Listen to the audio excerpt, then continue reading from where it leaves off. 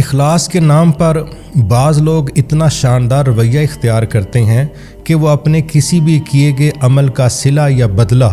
وہ فوری طور پر اس دنیا میں وصول نہیں کرنا چاہتے، حتیٰ کہ جس شخص کے ساتھ وہ نیکی کرتے ہیں اس کے متعلق بھی ان کی سوچ یہی ہوتی ہے جو اللہ تعالیٰ نے تربیت دی ہے کہ لا نرید منکم جزاء ولا شکورا، کہ جس کے ساتھ وہ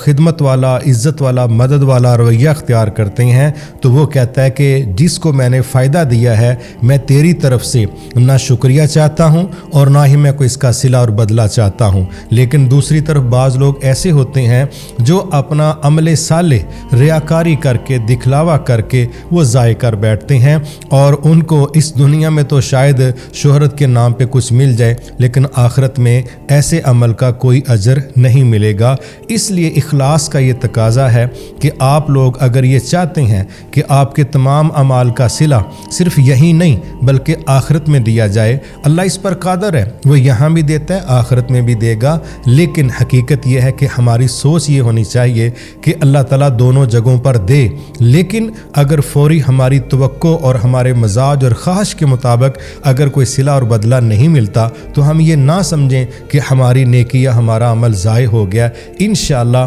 اللہ تعالیٰ کا وعدہ ہے ان اللہ لا یضیع اجر المحسنین، جو محسنین ہیں اللہ ان کی محنتوں کو اور اجر کو ضائع نہیں کرتا۔